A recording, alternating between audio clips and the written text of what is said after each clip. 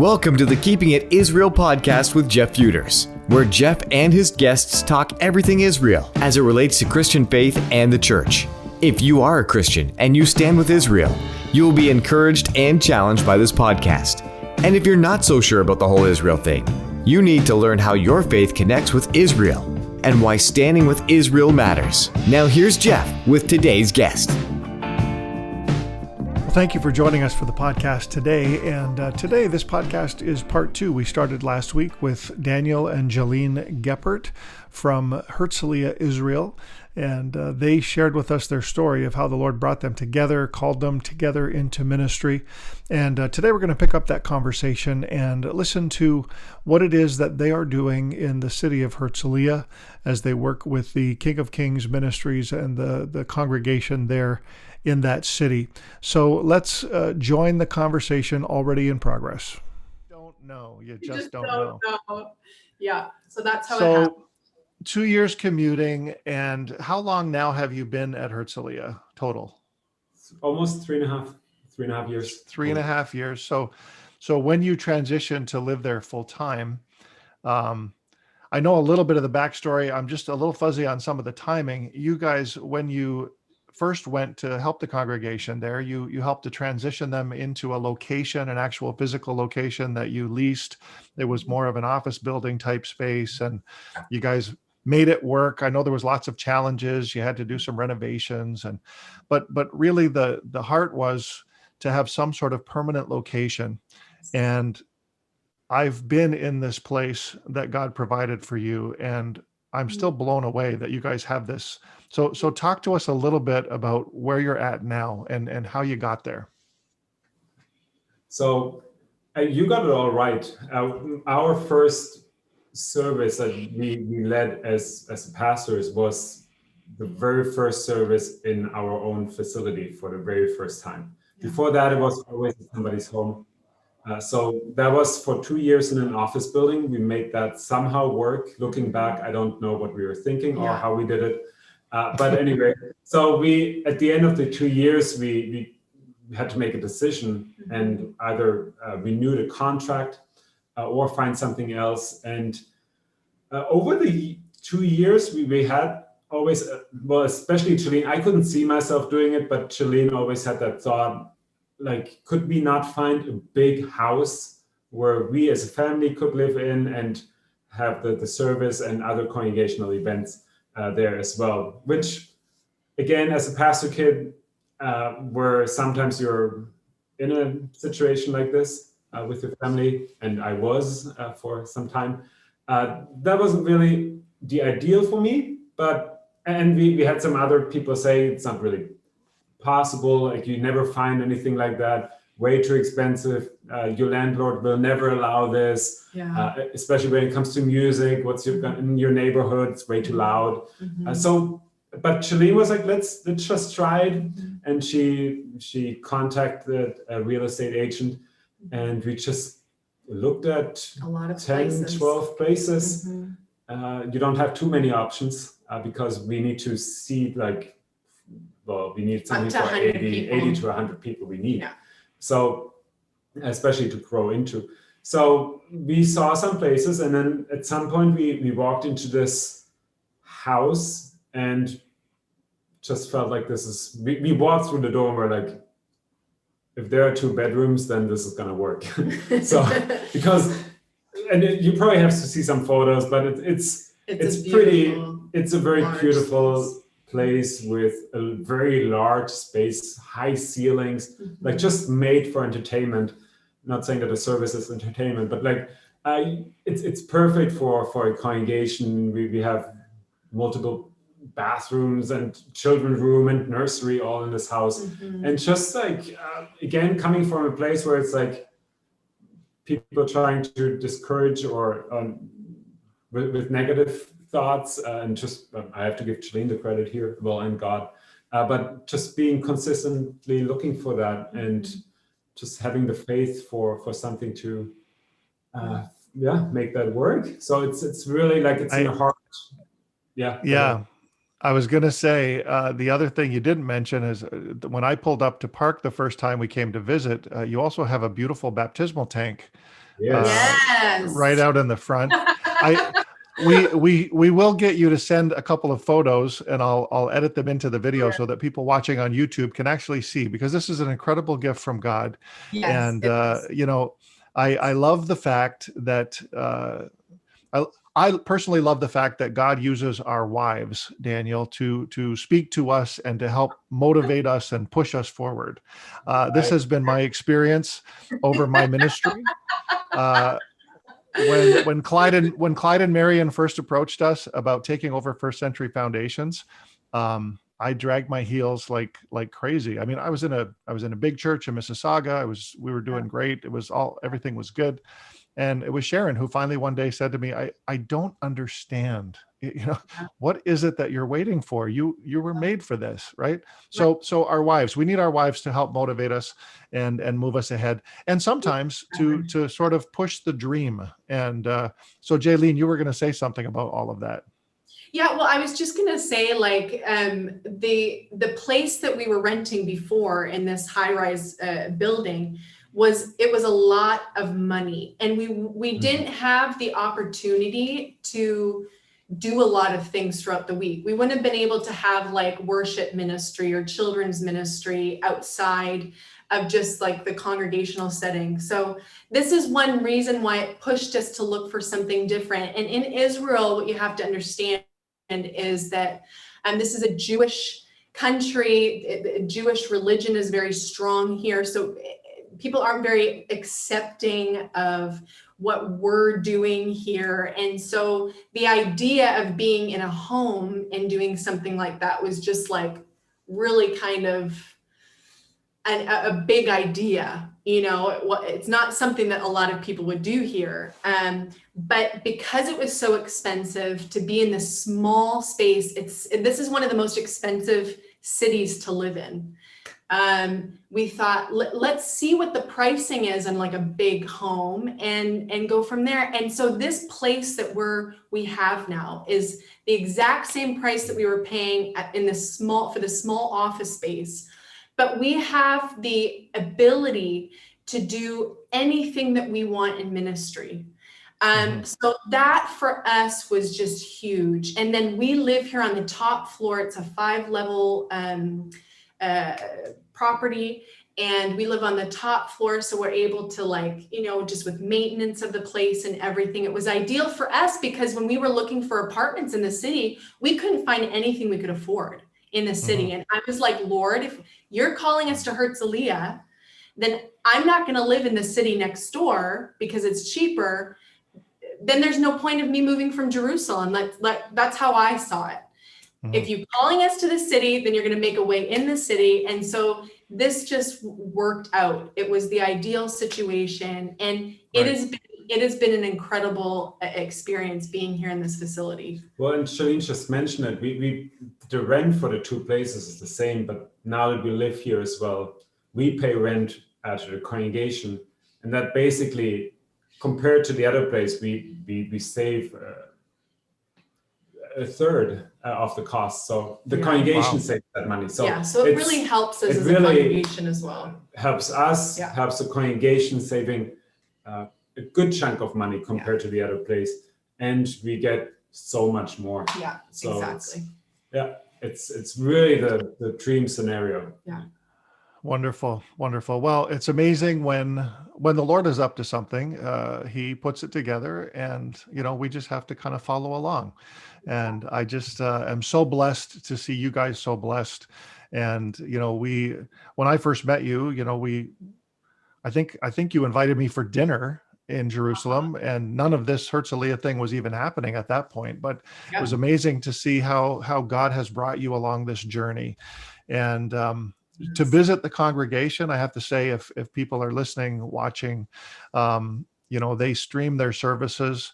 I haven't seen one recently, but the worship is powerful. The young lady that you have leading worship, she is phenomenal. And and that was the couple that was at the beach with you guys, right? If I'm putting it all together correctly. We met them on that Shabbat. And by the way, if you go there on Shabbat, you might actually land on one where they give you lunch too, that was phenomenal. And you you're in a unique neighborhood. Tell us a little bit about sort of Herzliya and the context that you're ministering to there, because I met a number of people who were sort of expats living in the country, and there were others there who were Israeli. But tell us about the context and about what God is doing. Yeah, it's a really good mix of locals, of internationals. The area, the neighborhood where we're living is like an interesting environment. We have different ambassadors as our neighbors. We have different ambassadors actually joining the congregation. So that is fun. Our internationals are mainly people working for different embassies. We have, I think sometimes I count the nationalities, and it's like 12 to 14 different nationalities that we have present.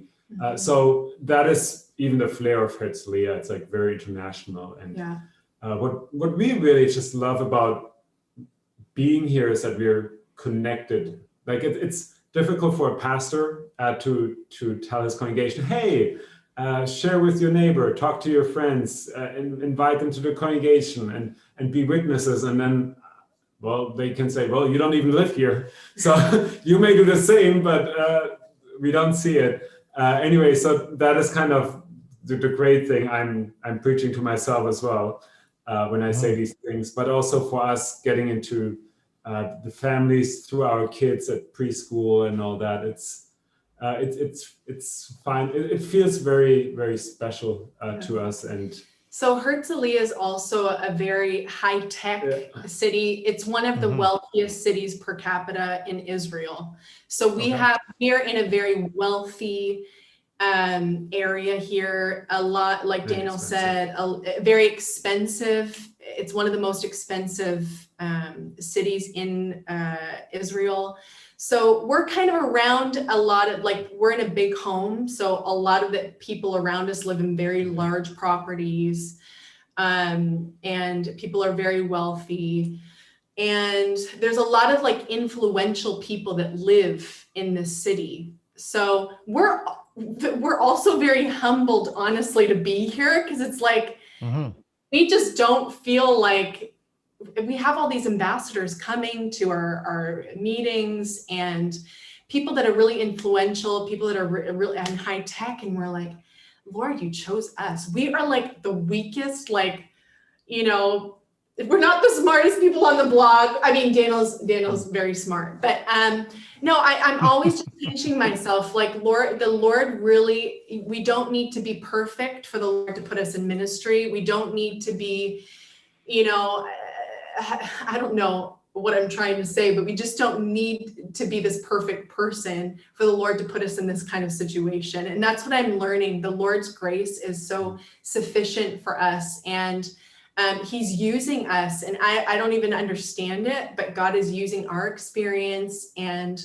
our witness to just be a light to the people around us. And that just amazes me every day. The people that we're meeting here, we have both of our daughters in Israeli schools here, and that was very intentional for us. We thought if they're growing up here, they need to have Israeli friends. They need to be really in that system. And so we've met so many incredible parents through their schools and become really good friends with many of them. I have groups, we meet together, and just hearing their stories and being able to be a light there. I think, God, like, if not me, like, who else do they have in their lives to just like share hope and light to them?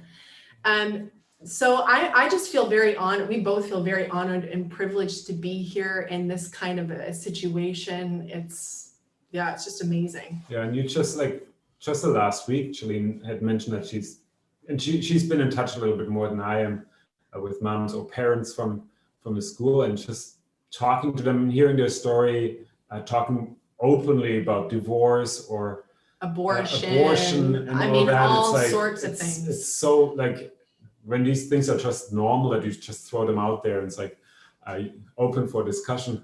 It's scary to hear these things. It's maybe healthy for us to come out of our Christian believing bubble where you don't hear these things, and it's a great opportunity just to obviously we don't throw the whole New Testament in there right now at once, but like just like encouraging them, even just for a simple conversation with the husband, where it's like, oh yeah, maybe I should do this, and just some encouragement is great to do that and be in that environment. Yeah, and we feel like we're really called right now. I really feel like we're called to minister to these kinds of people that are just, they're in the world and they just have, a lot of them have heard about Christianity. They understand that.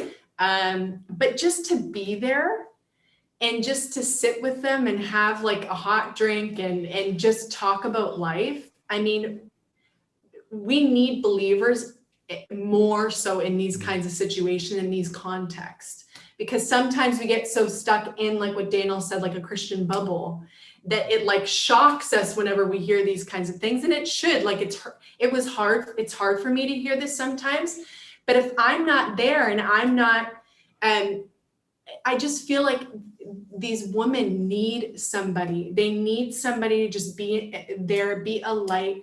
Like I know that they see my life and they see like a blessed life. They see a blessed marriage. They see blessed kids. And one day I know they're going to come to me and say, Jalene, how is it that you have, like, you and your husband love each other so much? Like, how is it that you're doing it? How is it that your kids are like just so, kind or so loving? And so, we're developing these relationships, believing that the Lord's going to use them. And eventually these people will be saved. Amen. Amen. Well, that really, answers a question about sort of the vision for the future and why it is that you're there. And I'm so excited to be able to, pray along with you guys about that. Now, I want to maybe point something out here. You're in a very wealthy area, but really all that means for you as a congregation trying to do ministry there is that it's extremely expensive. Yeah. It doesn't, just because you're in a wealthy area doesn't make you wealthy. Just like going to church doesn't make you a Christian. That's right. That's right. So I like to maybe point that out for people because, as a ministry here in Canada, we try and come alongside ministries in Israel and help in any way that we can. And, for your congregation, I think you mentioned before we came on here that that was recently a piano that we were able to provide for you guys. And if you're listening today, this is the kind of ministry that we are able to do with the money that you give. We can help with these practical things. We've helped with, I think, renovations in the past and chairs and everything to sort of set up a congregation. And so I think that it's important for people to know that you're not there, making big money being pastors in this area. You guys are getting by, and Jalene, you have to work full time still. And so I want people to know that and understand that, this context that you are ministering in, because it's such a wealthy area, it actually makes it way more difficult because of the cost of living and everything that you guys have to sort of rise up to being in that environment.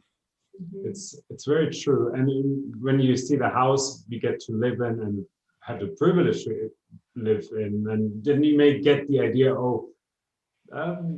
they're well taken care of. Then you see the car, and it's like something is off. We're driving a very rundown that's on its last legs. The two things don't match. They don't match. It's so true. So that, and then maybe that is an important point as well, because Canada, North America is way different. So why are we here in Herzliya? And that is something that goes back to a vision that Wayne Hilson had, the founder of King of Kings, who looked through, he made a little bit of a survey, and he came across that there is only 2 cities in Israel without a congregation. and one of the two cities was Herzliya. And that's where he started to pray into this and talk about this with the executive team. And that's where they said, well, let's see if we find somebody there who could plant a small group. And that's how it really started, with that idea, hey, we got to do something because there is nothing for believers in Herzliya. So when you have that vision, when you have that goal, you also know a little bit what you get yourself into it financially. But it's not that we saw the city, okay, there are already 5 churches there, let's get a King of Kings church there as well to be present. But it's really like, helping to transform the city and influence the city with this group of believers that we gather here. Yeah, so. And it's hard to imagine for anybody coming from, Canada, for instance, that in a city of 100,000 people, there's no like real messianic Christian church here. There's a couple other small, like there's a Filipino church that meets. There's also an East Indian church that was and is no longer. But we are really the first messianic congregation in Herzliya that we know of. And the others you don't even find. Like they're not online. Like you don't find them. Like they're just maybe an underground small group or something. So God put us here for a reason. There is no question that we are supposed to be here, and he has been providing. Thank God he's been providing every step of the way. But yes, it's very expensive. And during this COVID time, for many of us have experienced this, how it's just been a struggle because people aren't able to be here. So it's, the tithe and offerings go down here and they fluctuate. Thank God we've a lot of people have been so faithful to give, and he's been really sustaining us, and we're so grateful for that.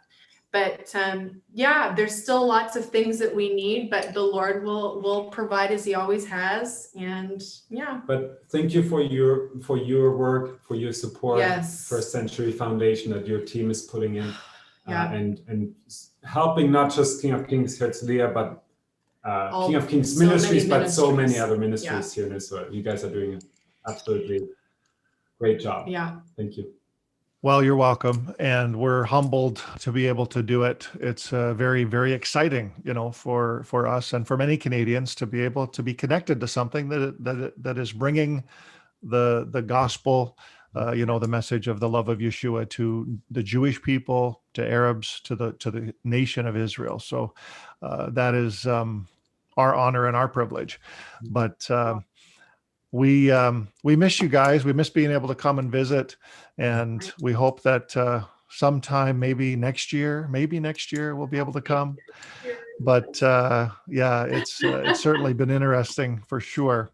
I was thinking about the fact that you're there in that neighborhood surrounded by ambassadors, but you really are in exactly the right place, because you're there as ambassadors as well. I'm dating myself, but way back in the day, we used to sing a song in youth group, "We Are Christ's Ambassadors." That was a chorus that we sang as young people. You guys wouldn't have heard it, but you truly are ambassadors in that area where God has placed you. And I think that that's just an amazing, amazing call that he has on your life. Before we finish today, how can people pray for you? How can they sort of connect their hearts with your heart and what it is you're doing and your vision for the future?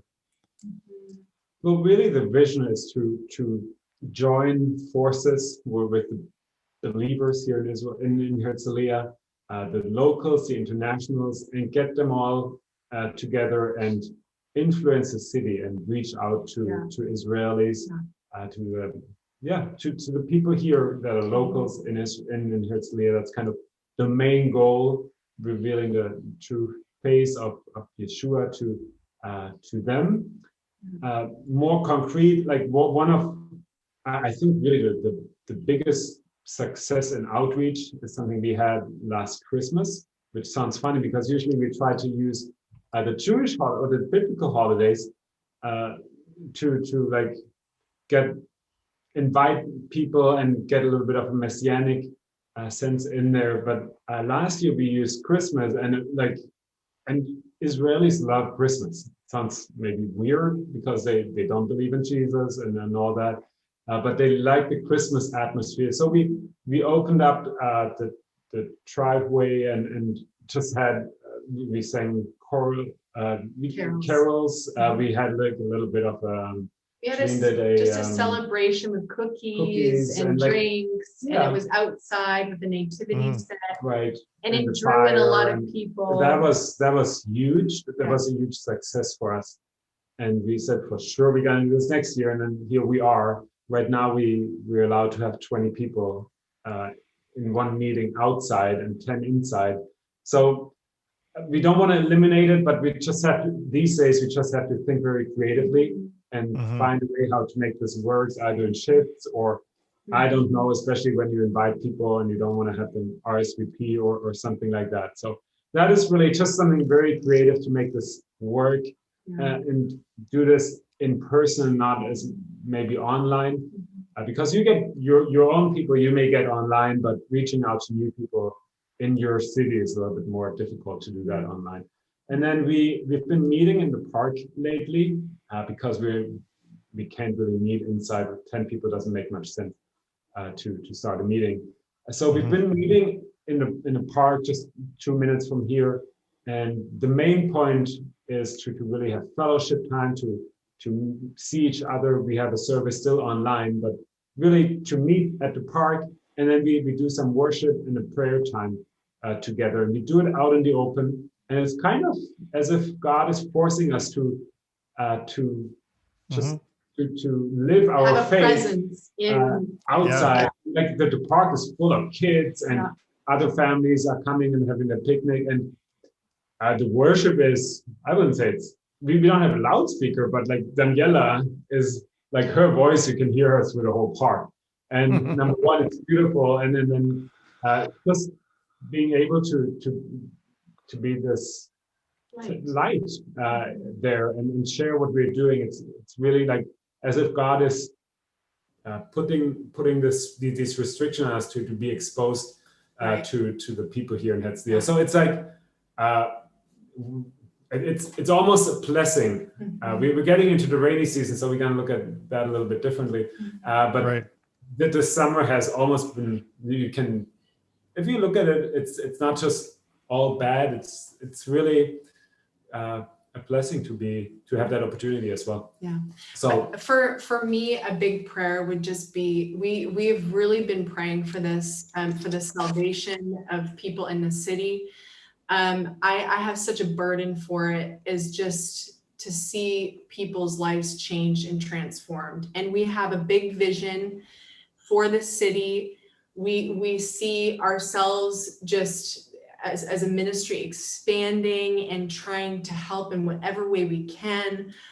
So just praying with us, just for the salvation of the people here, that God would speak to their hearts and come alive in people. And also for those that are believers here, to just awaken in them like a desire to share the good news with their friends, to share it with their coworkers, to not be afraid and to be bold in that. So I would say for salvation, for creativity through the season of life that we're in, on how can we reach people? How can we be a light? How can we reach new people coming? Because, you know, there's a lot of expats that come and go. How can we reach those new people that are coming? And so, yeah, just for creativity in the season. And for us also as leaders, just to stay focused on the course that God has for us and not to be discouraged, not lose heart or anything, but just to keep going and keep, you know, doing what God's called us to do. Because it's very easy to be discouraged in the season. It's hard when you're not being able to meet with other people.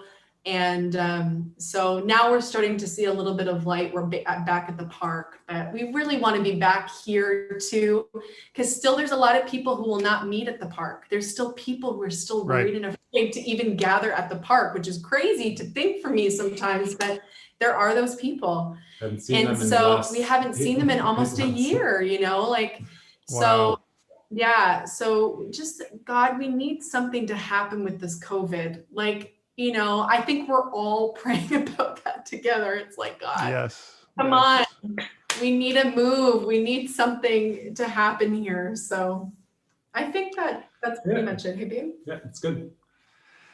Hey, well, listen, thank you so much for taking the time to be with us on the podcast today. And if you're listening, take those prayer requests to heart, jot them down, and pray for Daniel and Jalene and for the ministry in Herzliya, Israel.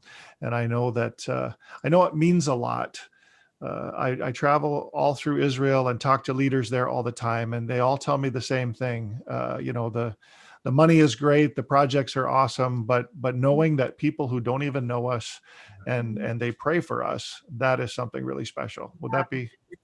It's really awesome. Like it's great to have people like family, friends praying, but like people who just hear these stories, join this interview, watch it, and feel led to pray for us. It's like it's a privilege wow, for like it's amazing for us. Yeah. Well, huge. I know, and I encourage you, if you're listening, do that. Take this on your heart and pray for Daniel and Jalene by name, and their two girls. Their names Ella are and Mila. Yes, Ella and Mila. Mila. You sort of Mila.